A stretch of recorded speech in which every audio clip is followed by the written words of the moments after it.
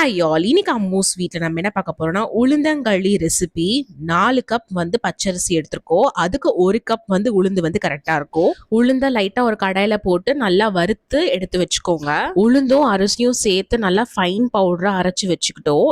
அரைச்சதை இப்ப நல்லா சலிச்சு எடுத்துக்கலாம். பாத்தீங்கன்னா இந்த அளவு ஃபைன் பவுடரா நம்ம அரைச்சோதான் நம்மளுக்கு களி நல்லா வரும். கருப்பட்டி தண்ணி ஊத்தி நல்லா கரைச்சு வச்சுட்டு கரைச்ச கருப்பட்டி பாக வடிகட்டி ஒரு பேன்ல சேர்த்துக்கோங்க. அது கொதி வந்த உடனே கரண்டி வச்சு கிண்டிட்டே அரைச்ச மாவை நம்ம கொஞ்சம் கொஞ்சமா சேர்த்துக்கலாம்.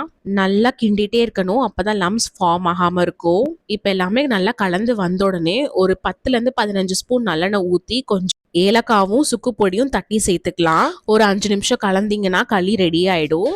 கை பொறுக்கிற சூடு வந்தோடனே குட்டி குட்டி உருண்டையா நான் பிடிச்சி வச்சுக்கலாம். விமென்ஸ் இதை சாப்பிட்றது ரொம்ப ரொம்ப நல்லது. கண்டிப்பா வீட்டில் ட்ரை பண்ணிட்டு எப்படி இருந்துச்சுன்னு கமெண்ட் பண்ணுங்க. தேங்க்யூ ஸோ மச் ஃபார் வாட்சிங் திஸ் வீடியோ.